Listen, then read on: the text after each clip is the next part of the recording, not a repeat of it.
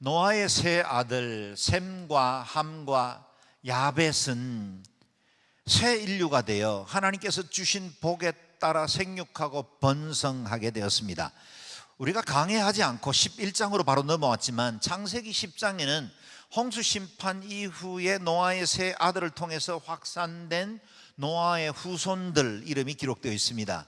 10장 1절만 먼저 읽어보겠습니다. 시작. 노아의 아들인 셈, 함, 야벳의 족보는 이러합니다. 홍수 후 그들에게 아들들이 태어났습니다. 그래서 쭉 족보들이 이어집니다. 이 세 아들로부터 비롯된 후손들이 어떻게 뻗어나갔을까요? 야벳의 후손들이 14개의 나라를 이루었고, 함의 후손이 30개, 셈의 후손이 26개의 나라를 이루게 되었습니다. 세 아들이 모두 70개 국가의 기원이 된 것입니다. 많은 이름들이 이어진 이후에 32절은 이렇게 족보를 마무리합니다. 읽어보죠. 시작.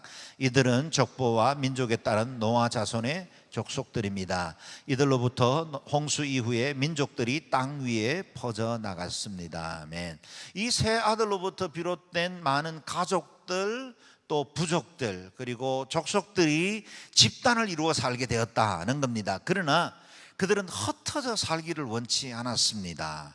홍수 심판 이후에 아직은 황폐했을 그 세상에서 공동체와 가족의 안전을 보장받으려면 모여 있는 것이 유리하다는 사실을 알게 된 거죠. 주님은 창세기 1장에서 문화명령을 주시면서 생육하고 번성해서 땅에 충만하고 온 땅 가운데 흩어지기를 명하셨지만 그들은 흩어지지 않고 모여서 살고 싶어 했다는 겁니다. 이런 대가족, 그리고 부족들, 그리고 이것이 사회를 이루고 국가라는 형태로 발전하게 되었을 겁니다. 국가를 통솔하고 있는 지도자는 세력을 집중시키기 위해서 권력을 강화시키게 된 겁니다. 이런 배경에서 바벨탑 사건이 생긴 겁니다. 1절 말씀 오늘 본문 함께 읽겠습니다. 시작. 당시 온 세상에는 언어가 하나였으며 같은 말을 썼습니다. 아멘.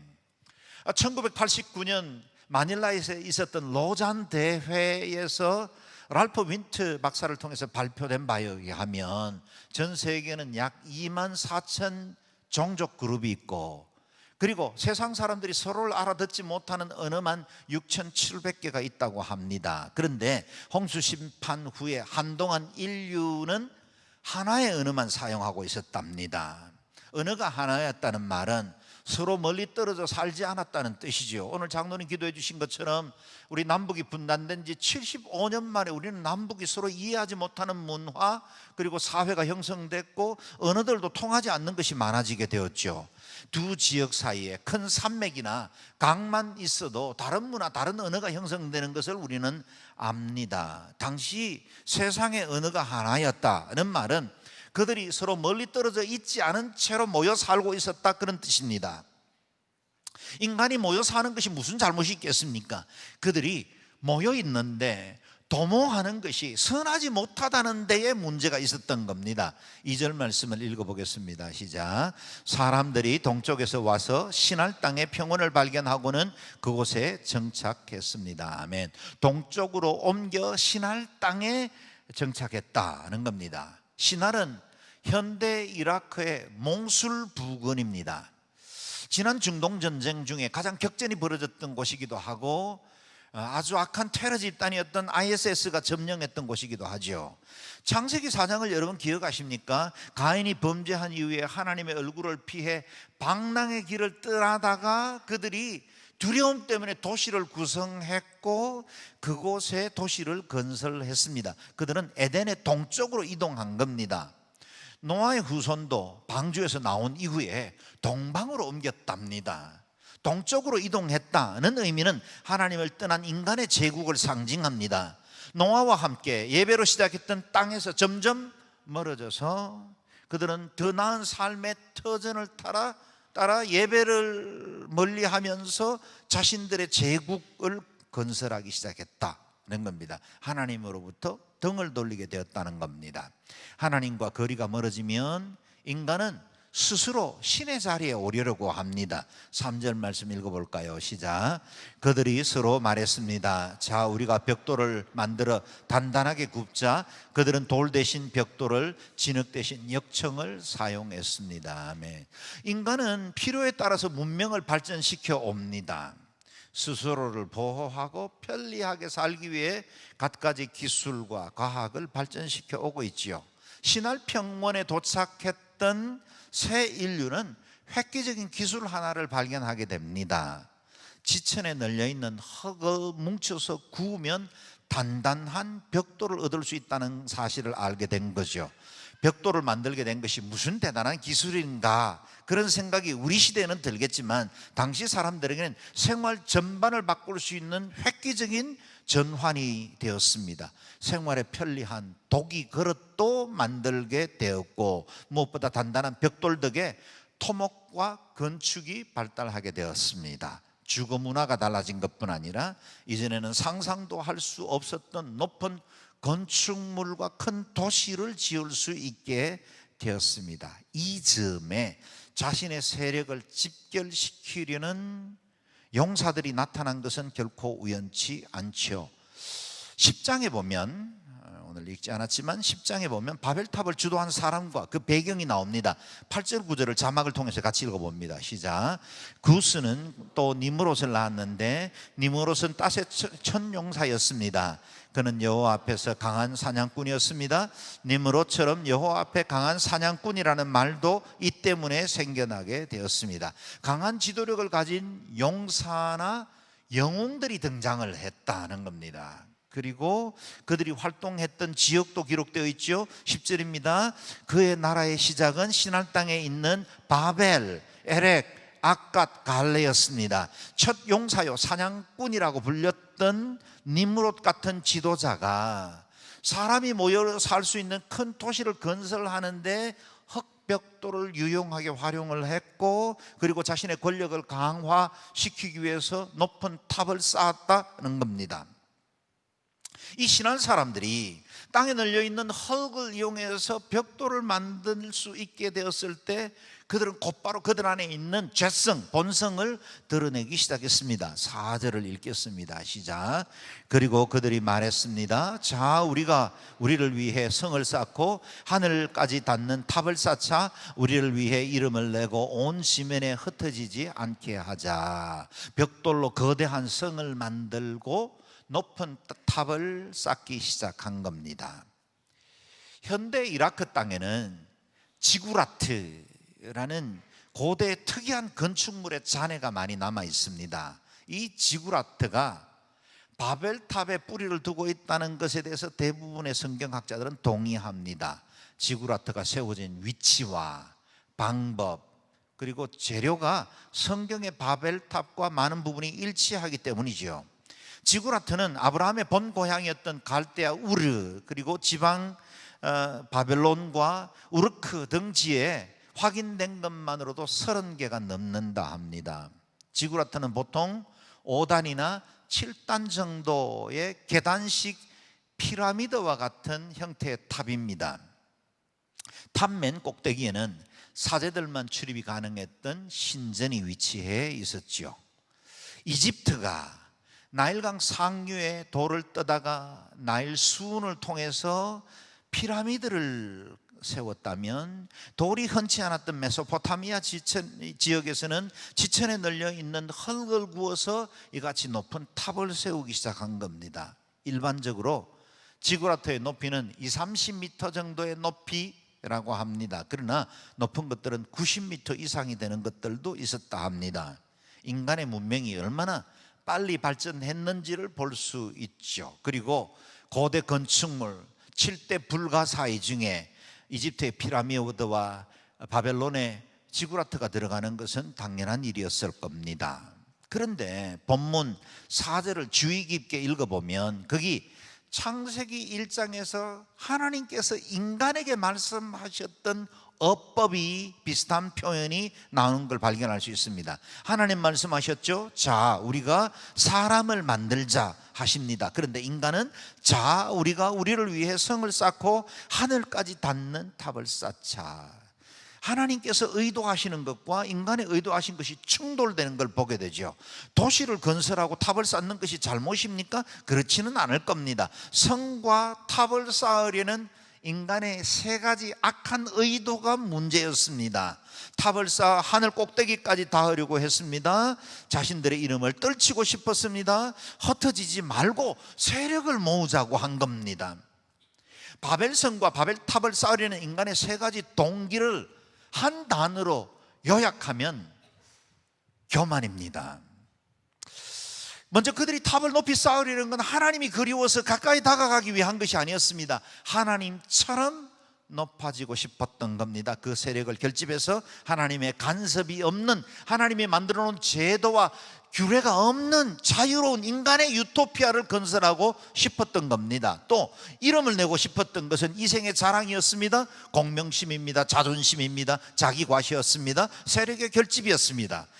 또한 흩어지지 않으려고 한 것은 인간이 중심이 된 도성을 만들고 싶었던 겁니다. 힘을 모아서 위세를 떨치고 싶은 것은 자신의 이름을 내고 자신들의 세력을 계속해서 규합해서 힘을 기르고 싶었던 겁니다. 바벨탑에 세운 동기를 보면 선악을 알게 하는 나무 가까이로 다가갔던 아담과 하와의 마음속에 꿈틀거렸던 욕망과 많이 닮아 있습니다. 너희가 그것을 먹는 날에 너희 눈이 열려서 너희가 선과 악을 아시는 하나님처럼 될 것을 하나님께서 아시기 때문이다. 그 말을 듣고 유혹을 받은 아담과 하와가 선악과를 향해서 달려가던 그 걸음이 바벨탑을 세우는 인간의 동기와 조금도 다르지 않았다는 겁니다. 인간이 받는 유혹은 예나 지금이나 조금도 달라지지 않았습니다. 저기 신라곤 했던 에덴 동산에서 바벨탑에서, 그리고 오늘 우리의 현대사회도 역시 동일한 동기들이 끊임없이 하나님을 대적하는 채로 우리의 탑들을 높여가고 있는 겁니다. 오늘날 우리는 이전에 상상도 할 수 없었던 첨단 문명을 자랑하고 있습니다. 과학 기술이 발전하고 문명이 발달하는 건 분명 좋은 일입니다. 그러나 그것을 운영하는 사람들이 악할 때 그건 큰 문제를 일으킵니다. 만약 차를 운전하는 사람이 무면허에 술주전뱅이거나 아니면 미치광이라면 그 차가 튼튼하고 마력이 좋을수록 그것은 더 큰 위험이 되고 더 큰 재앙을 불러일으킬 겁니다. 칼이 얼마나 위험한지를 모르는 어린아이에게 들린 칼날이 예리하면 예리할수록 아이에게 더 큰 위험이 될 수 있습니다. 최근 많은 국가들이 줄기세포를 이용한 복제기술에 올인하고 있고 또 인공지능을 개발하는 데 집중하고 있습니다. 첨단 문명이죠. 우리에게 도움이 되기를 바라고 있습니다. 멀지 않아 인간 복제가 상용화될 날도 올지 모르겠습니다. 우리는 이러한 생명공학의 발전을 통해서 우리가 고통스러워하는 이 불치병을 치유할 수 있는 길이 열리기를 바랍니다. 사랑하는 이들과 애통하는 이별을 하지 않아도 되는 일들이 일어나면 좋겠습니다. 골수도 장기도 심지어는 뇌도 만약 사람이 체세포 분열을 통해서 만들어낼 수만 있다면 그건 우리에게 획기적인 도움이 될 수 있겠죠. 그런데 이와 같은 생명공학과 인공지능의 발전이 결코 좋은 일에만 쓰여질 것 같지 않다는 게 우리의 불안과 두려움입니다. 다수의 선한 소시민들이 기대하는 순수한 바람과는 달리 세상은 언제나 악을 도모하는 일에 더 빠릅니다. 특히 권력을 가진 자가 자신의 야욕을 드러내고 그 야욕을 이루기 위해서 과학 문명과 기술을 사용하기 시작하면 인구는 엄청난 고통과 재앙 가운데 빠질 수밖에 없습니다. 끊임없이 이어졌던 전쟁의 역사가 그걸 증명하고 있고 수많은 폭군과 독재자가 니무롯처럼 문명을 수단으로 삼아 세상을 파괴하고 하나님을 대적하는 일에 앞장서 있을 때가 많았다는 겁니다. 과학자 노벨이 개발한 다이너마이트는 산업 발전에 유용하게 활용된 건 사실입니다. 그러나 더 많은 인명을 학살하고 도시를 파괴하는 도구로 사용되는 뿌리가 되기도 했죠. 여러분, 공산주의가 처음부터 나빴을까요? 그렇지 않습니다. 만약 그랬다면 인류의 절반에 가까운 사람들이 공산주의의 매력을 느끼고 공산주의의 길을 따르지 않았을 겁니다. 차별 없이 공존하는 사회, 얼마나 매력적입니까? 함께 생산하고 골고루 혜택을 누릴 수 있는 모든 사람들이 다 이 평등을 유지할 수 있다면 그야말로 우리가 꿈꿀 수 있는 유토피아지요. 그러나 공산주의의 이상이 우리 인간을 행복하게 해주었습니까? 아닙니다. 오히려 수많은 전쟁을 불러일으켰고 많은 사람들을 고통스럽게 만들고 있죠. 아직도 남아있는 우리의 동족의 절반은 그 같은 고통 속에 있습니다. 우리는 역사를 통해서 증명을 받았습니다. 인간에게는 결코 선함이 없습니다. 의인은 없나니 하나도 없다는 겁니다. 아무리 좋은 지혜도와 이론을 기초로 하고 있다 할지라도 인간의 죄악 때문에 그게 결코 선한 길로 가지 않는다는 게 우리의 두려움이죠. 오늘 우리가 관심 가져야 할 부분은 바벨탑에 대한 하나님의 반응입니다. 하나님은 바벨탑을 어떻게 보셨을까요? 하는 거죠. 5절 6절을 같이 읽어봅니다. 시작. 여호와께서 사람들이 쌓는 성과 탑을 보시기 위해 내려오셨습니다. 그리고 여호와께서 말씀하셨습니다. 저들이 한 민족으로서 모두 한 언어로 말하고 있어 이런 짓을 벌이기 시작했다. 그러니 이제 그들이 하고자 꾸미는 일이라면 못할 게 없을 것이다. 하나님께서 바벨탑을 의외로 너무 높게 평가하시는 것 아닌가 하는 생각이 듭니다. 보십시오. 바벨탑을 쌓아 올리고 또 쌓아 올린다 한들 기껏 수십 미터의 높이에 불과할 겁니다. 지구상에 존재하는 가장 큰 빌딩 두바이에 있지만 그 또한 하늘 아래 존재하는 것이죠. 하늘을 뚫은 건 아닙니다. 송도에 있는 고층 아파트 높이에도 미치지 않는 이 작은 탑을 쌓는데 그 탑이 어찌 하늘을 도달할 수 있겠습니까? 그건 당시 신할평원에 살고 있던 사람들도 우리가 쌓는 이 탑으로 하늘 꼭대기에 닿을 수 없다는 걸 분명히 알고 있었습니다. 그런데 전지전능하신 하나님께서 이 바벨탑이 결코 하늘에 이르지 못한다는 걸 모를 리가 있겠습니까? 그런데 그 하나님이 바벨탑 공사 현장을 살피시려 친히 강림하셨습니다. 의아하지 않습니까? 더구나 하늘에서 긴급 대책회의까지 여셨습니다. 그리고 놀라운 것은 대책회의에서 나온 말씀입니다. 우리가 상상하는 이상입니다. 이제 그들이 하고자 꾸미는 일이라면 못할 게 없을 것이다. 우리의 상식이라면, 우리가 알고 있는 하나님이라면 그 하나님이 인간들이 탑을 쌓아 올라갈 때 그래 너희들이 쌓을 수 있으면 얼마든지 쌓아봐라, 너희들이 얼마나 더 올릴 수 있겠느냐, 이렇게 하는 게 하나님의 성품과 그분의 존재 방식에는 맞는 겁니다. 그런데 하나님이 그 탑을 보시고 염려하셨고 오히려 인간이 그들이 의도하는 것이라면 못할 게 없을 것이라는 더 과장된 생각들을 하나님이 하셨다는 겁니다. 하나님의 관심이 어디에 있었을까요? 하나님은 탑의 높이나 규모, 그게 하나님의 문제가 아니었습니다. 인간의 높아진 마음과 교만을 보시고 하나님이 염려하시는 겁니다. 생식 과정을 거치지 않은 채 복제양 둘리가 세상에 알려졌을 때 언론에서는 이 복제에 성공한 과학자에게 크리에이터라는 이름을 붙여주었습니다. 창조주라고 부른 겁니다. 이것이 인간입니다. 사람의 연구는 창조가 아니라 개발에 불과합니다. 아직 밝혀지지 않은 사실들을 밝혀내는 것이 우리의 과학의 결과이죠. 그런데 인간은 작은 문명과 기술의 발전만 있어도 금세 교만해집니다. 그리고 하나님에 대해서 대적하는 말들을 퍼붓죠. 지금으로부터 6, 70년 전에 인간이 달에 착륙하던 그때 소련의 우주인들이 우주 속에 이 우주선을 띄우고 난 다음에 거기에서 푸른 지구들을 바라보면서 이렇게 말했답니다. 이 우주 속 어디를 둘러봐도 신은 존재하지 않았다. 여러분, 이게 인간입니다. 어디까지 가셨어요?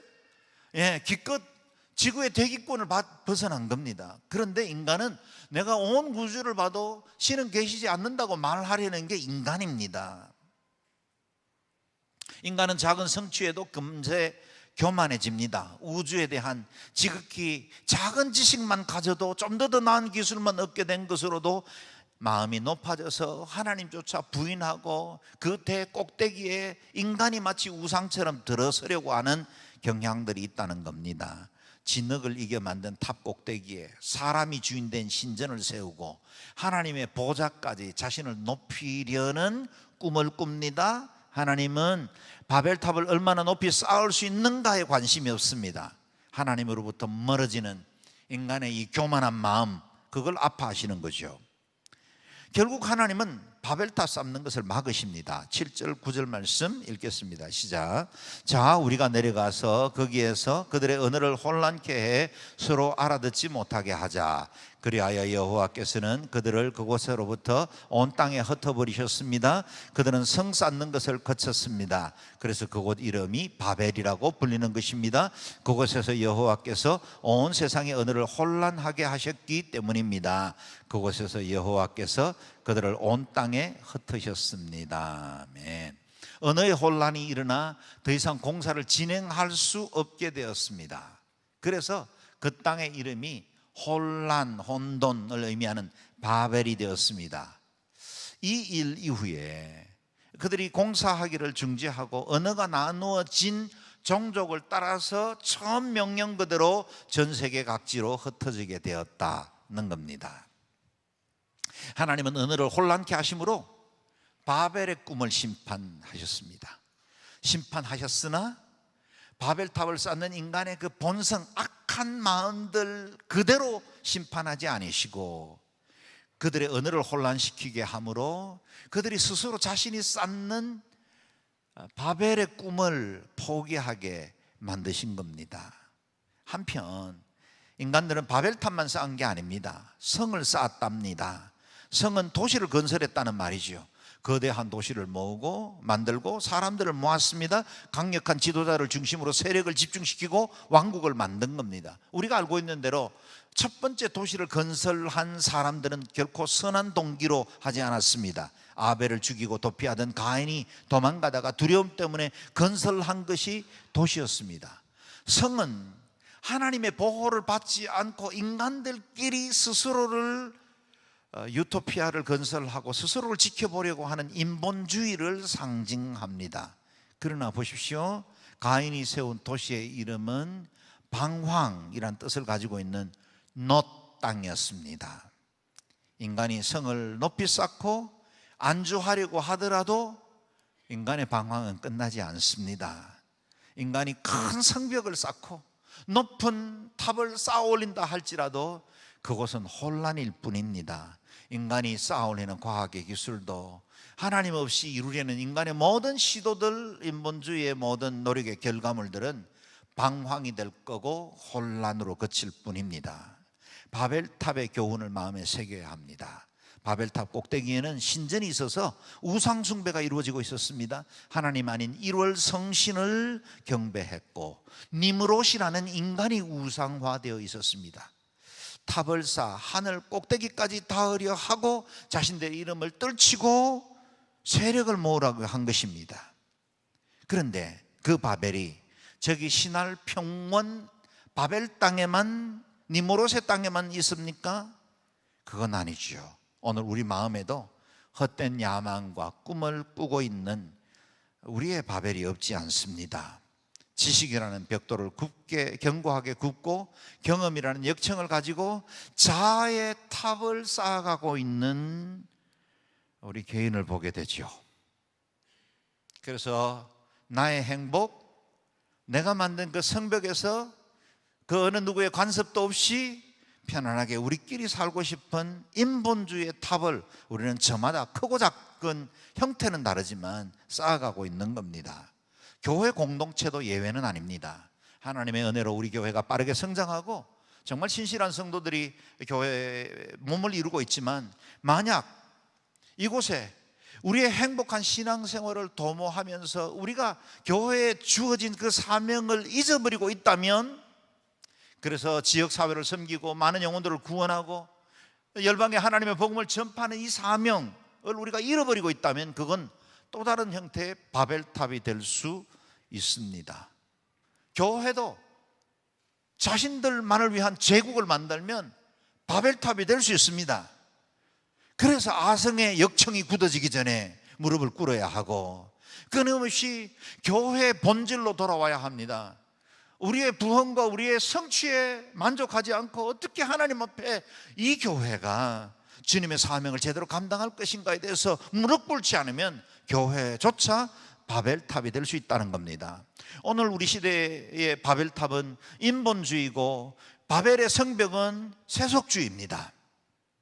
옛 신할 평원에 세워진 탑과 도시와는 달리 우리 안에 있는 이 탑들은 잘 눈에 보이지도 않습니다.